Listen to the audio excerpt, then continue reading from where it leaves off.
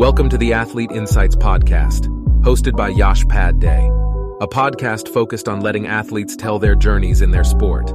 This podcast is presented by Boxed Water. Boxed water is better.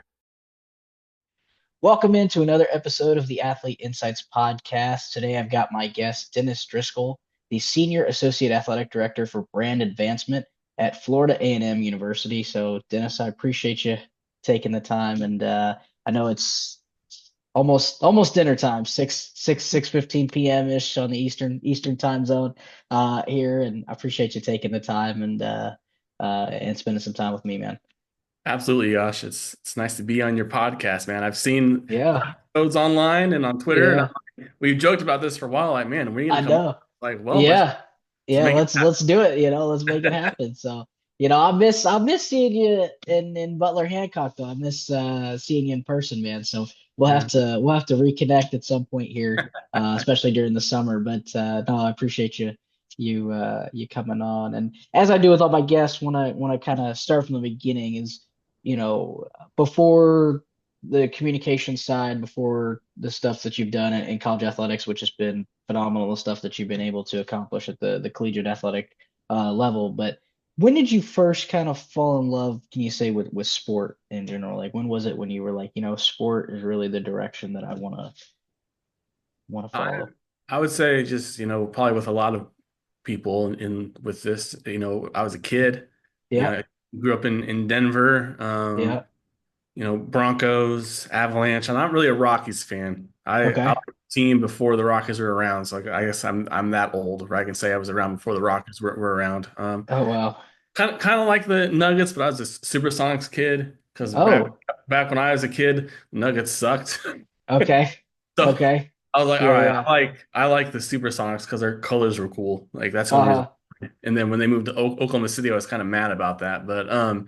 But yeah, I was a kid, and then the first time that a team won, or actually my first moment in sports I can remember, Mm-hmm.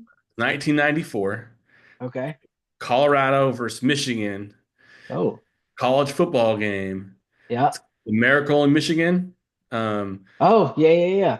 Cordell Stewart to Michael Westbrook, Yeah. the tip and the catch, and that's when I was like, that's where I like sports. That's my first earliest memory, and that's why I'm a CU football fan too. Like that's why Gotcha.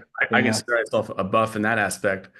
Um, and then the Avalanche, they moved from Yeah.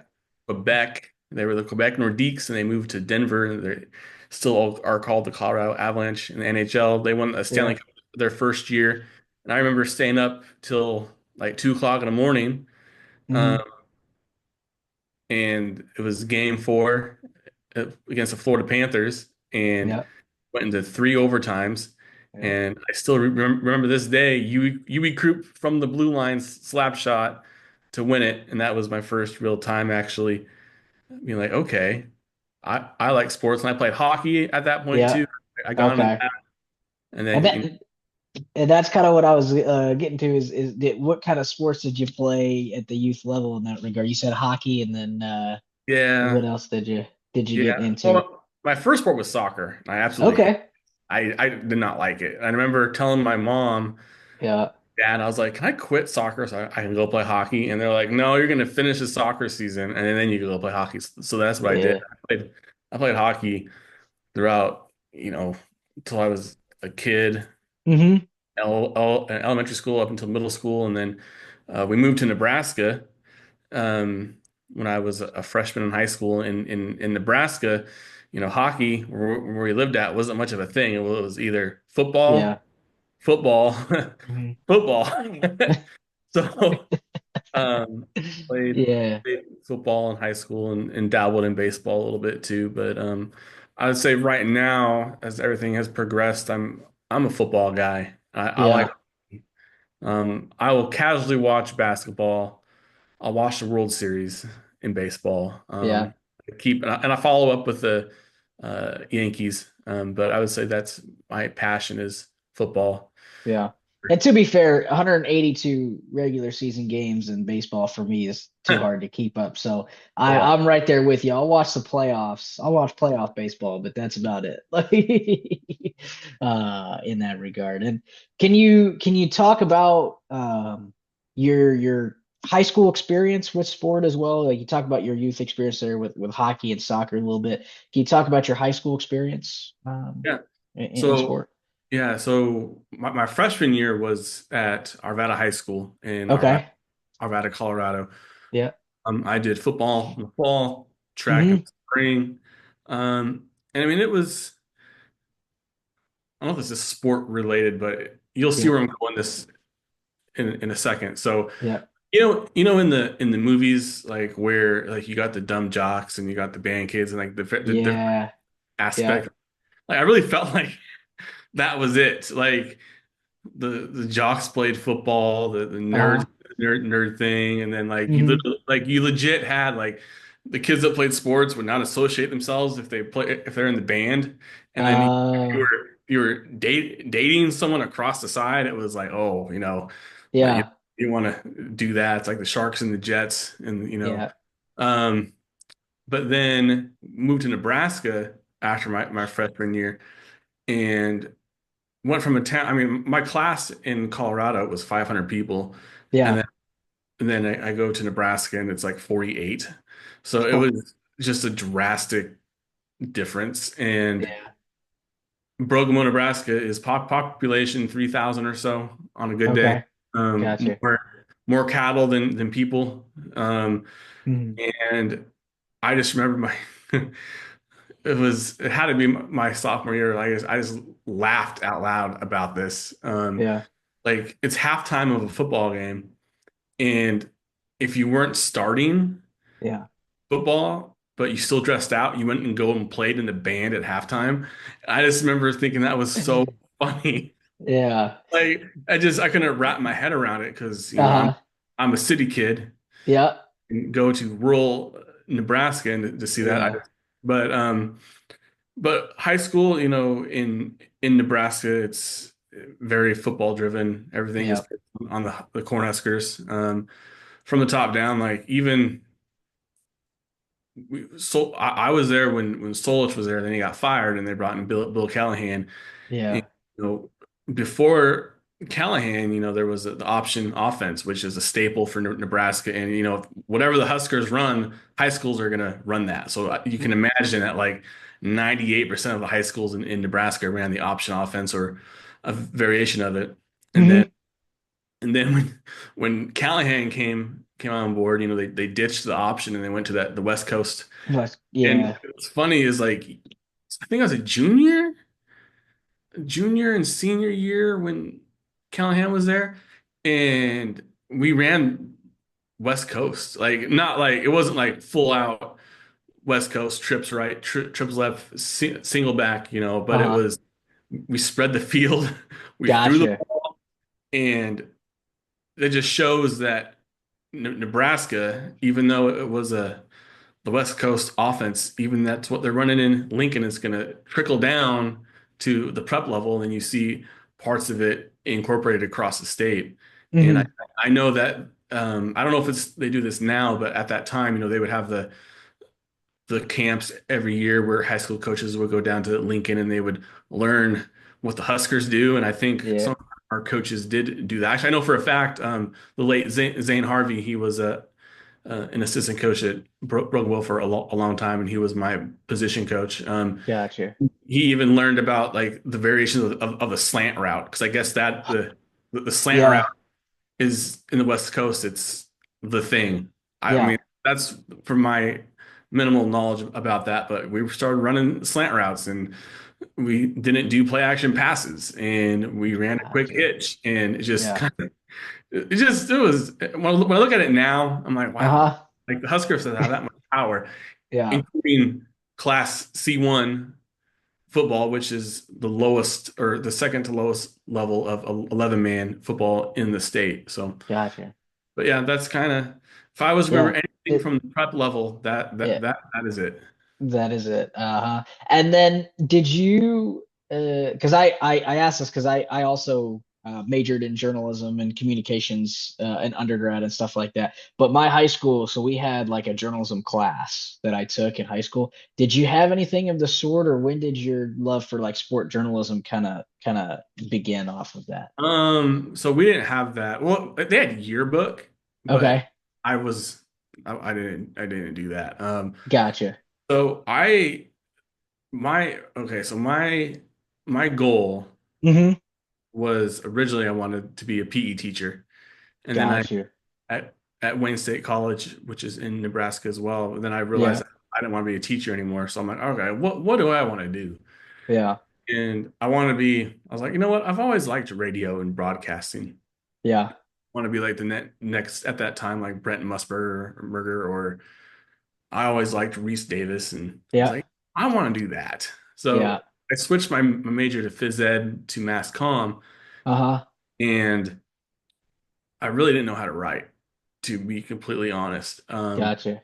But I had to learn how to write in those broadcasting classes and also those journalism classes as well. Yeah, I'm someone that I'm not going to be able to tell you the rules of English. yeah, Like I don't know that, but I know what good writing is.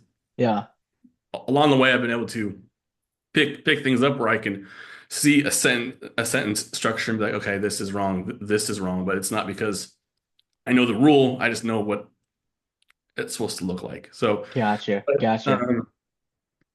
but then I did a story on Eric's show. Mm-hmm. Was the athletic director at Wayne State at the time. He since went to Winona State, and I know he recently retired from there. And Gotcha. I found out that he majored in journalism at Iowa Uh, State. And gotcha. for one of my classes, I had to do Mm-hmm. a feature story on someone at the college. I did it on him, and I interviewed him I think 3 or 4 times. Mm-hmm.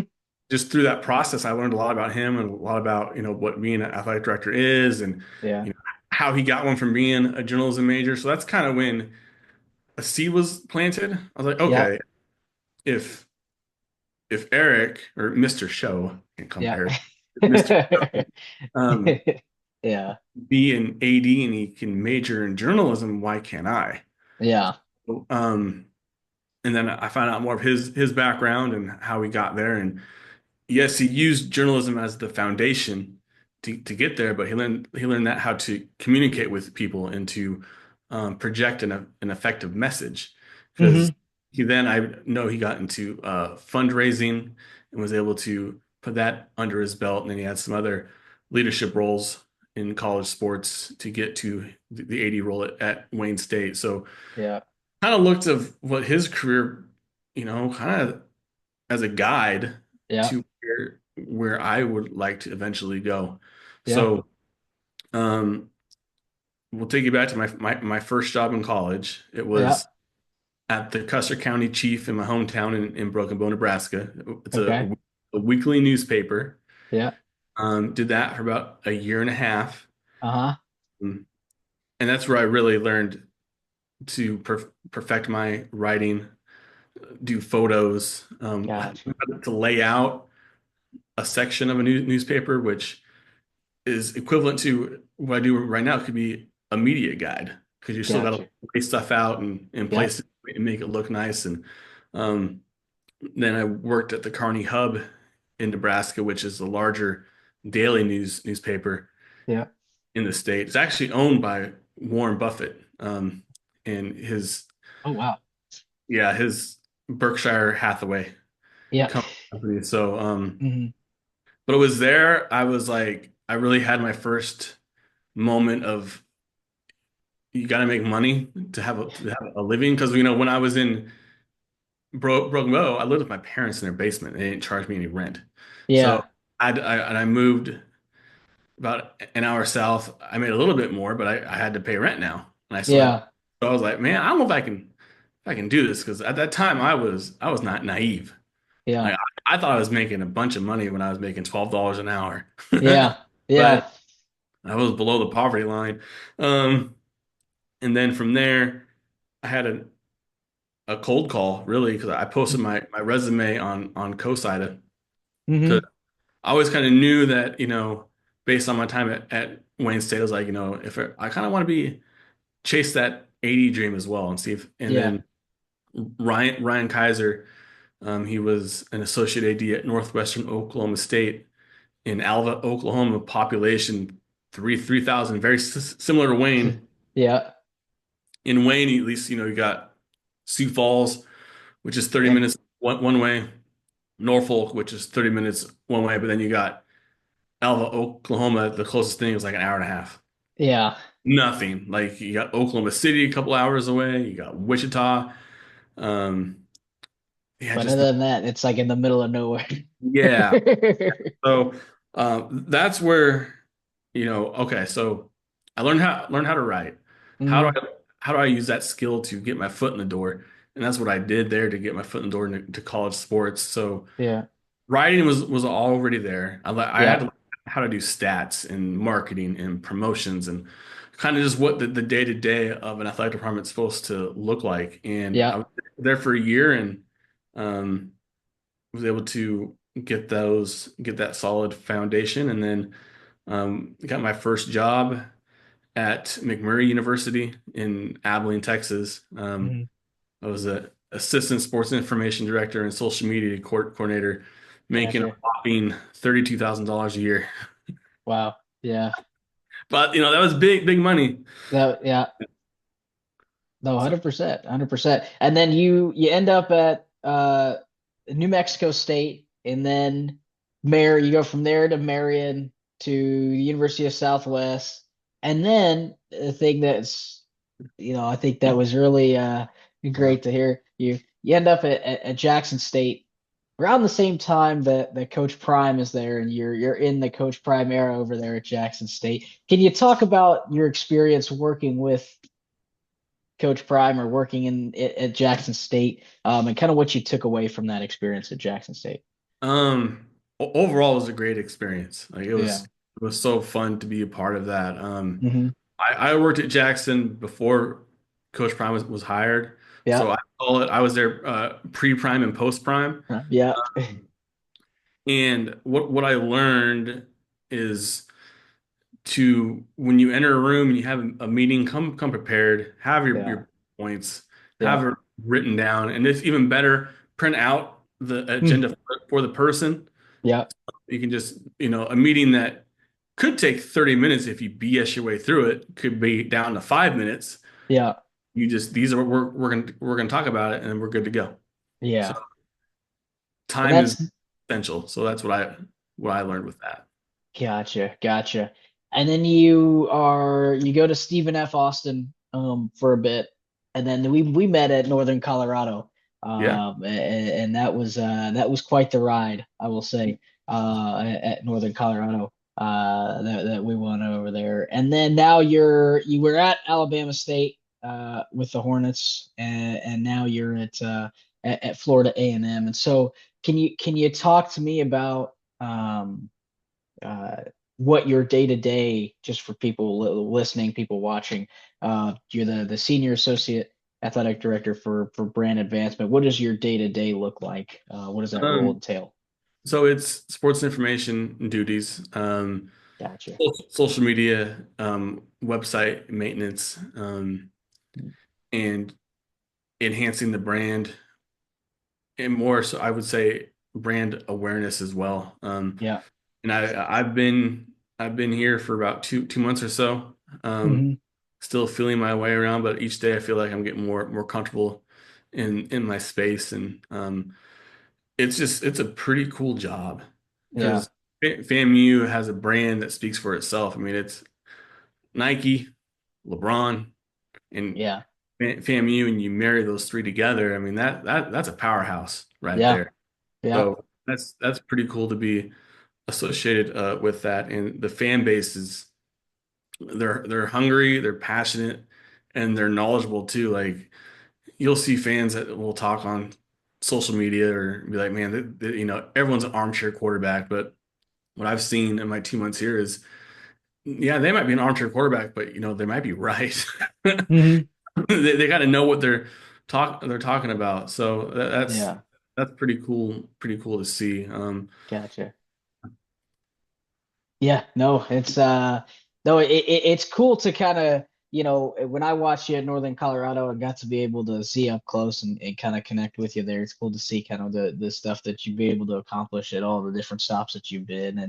And like you said, it is at the beginning, I think, I say this to the students I teach as well, like, at the beginning, everybody's not going to be at the top tier. You got to start somewhere and build off those internships, and then you can be somewhere in a position where, like you said, you feel more and more comfortable where you're at in that position. And so, no, it's great to see kind of what you're doing at Florida A&M. And so, before we go here, two questions. I always ask my guests two questions. Number one, what's the best piece of career advice that you've gotten?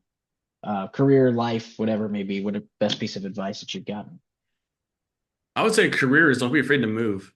I, Yeah, th- I think that, I mean, I've lived all over the country, brother. Like, yeah, yeah, it wasn't, I didn't, just because I was open to it or, yeah, you know, and it has to make sense. Like, I can say with every single job I've had, I mean, if you look at my resume, yeah, I've job hopped, I guess you yeah, could say. But yeah, if you didn't know me, you'd think that, but yeah, left for better opportunity to help advance my career each time to eventually maybe put myself in a position to be an AD.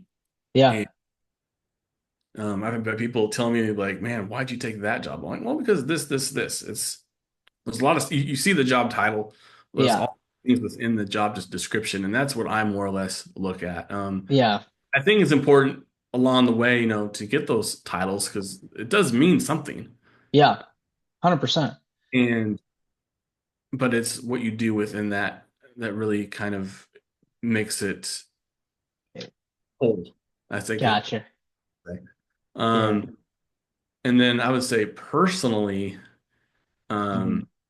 um, college sports, it's busy. It's, a lot of nights and weekends. Yeah. You kind of, if you want to get into that, I know it's kind of is professional too, but I'm talking about from a personal standpoint. Yeah, It's 100%. because they're married, like they really are. Yeah. 1A and one B. You're not going to have a lot of nights and weekends during, August through May, and Yeah. then get those during the summer. But then, once August picks up, and even sometimes late July, you don't get those anymore. Like if you Yeah. really want to be in this, then that's kind of you got to give that away, Yeah. and Yeah. you got to have like you got to have some like if you're in a relationship Yeah. partner needs to buy in as much as you do. Yeah. Because if you don't, then make things a Yeah. little It's rough. gonna. Yeah. And Well, and that's the thing is like I think it's so great, and that's kind of what I'm gonna allude to here is like always ask athletes or sports staff and stuff like that is if you're talking to a high school kid, I have this with NIL. I coach football, coach things around here as well, and I always see students, high school students, have this issue with the NIL side of them thinking, oh well, NIL, I can just walk into a Chipotle and I'll get a free burrito because I'm a student athlete. I'm like, that's not how this works, like NIL. There's this whole intricate piece of NIL that takes place, and so I always ask athletes, I always ask sports staff is for high school kids or for young kids that want to get into your position, and I think you kind of alluded to it before, but what's the one skill or what's the one piece of advice from all of your experiences that you've had from Kearney to from Broken Bow all the way to Tallahassee? Like what's one piece of advice or one skill that you would say that maybe if you were talking to a high school student that can't really should. see it here. Oh, you can see Randy. That's my girlfriend. Sorry. Oh. But um this phone, Yeah, put it put your phone down, man. Like gotta be able yeah, to have a conversation with someone, sit yeah, down and communicate and look in someone's eyes and be able to have a conversation. I think a lot of times people live on their phone mm, and that's their communication growing up. And then when you go into that setting where you have to talk with someone, they're not ready for it. Like yeah, they're not, I don't know what it is. It could be they're just not, they've never been trained like that, or there's Yeah. anxiety. So put your phone down, Mm, read a book. yeah. Don't be on IG or Twitter or TikTok or Facebook or whatever app you have out there, and Yeah. disconnect from social media.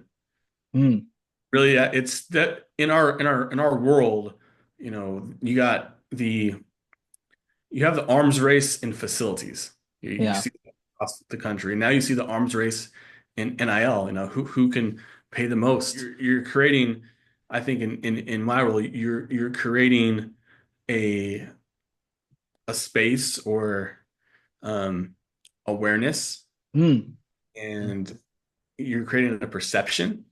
yeah. And sometimes it's hard, I think, and it's for me, it's been hard to step away from that because it's so ingrained in my job Yeah. on a day-to-day basis. But just disconnect and just stay off social media for a day or two.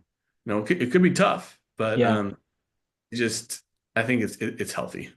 Yeah. I, I, I definitely need to heed that advice too, Dennis. I tend to sometimes I'm like, I catch myself just looking at my phone too often or looking at the iPad too often, just kind of stay away, not look at any screens and just kind of relax for a bit. That's great advice and be able to and again it's very timely. It's I see a lot of kids that they'll be sitting next to each other and they're texting, and I'm like, you're literally sitting right next to each other. What are you doing? Texting each other via phone. You can just talk. Like, it's wild to me how kids communicate nowadays with like I said, they'd be sitting next to each other and they're not even talking. And I mean, I know when you grew up and even when I grew up now, I mean, I feel the same way. Like I went and talked to people now. Like now, I feel like it's helped me so much. Like, even if I didn't know you on the street, I could come up to you and just carry a 30-minute conversation, and you don't really see that anymore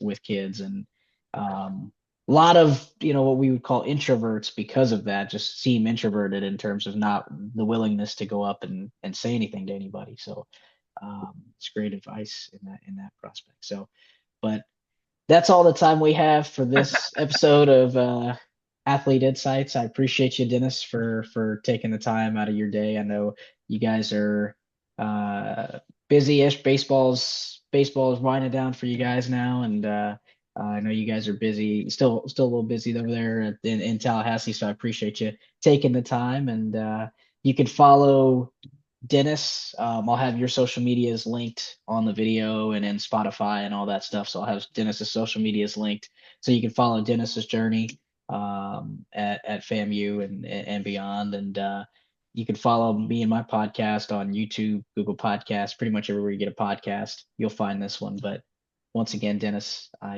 appreciate you, my friend. We'll connect in person here soon, hopefully, and we'll see you next time.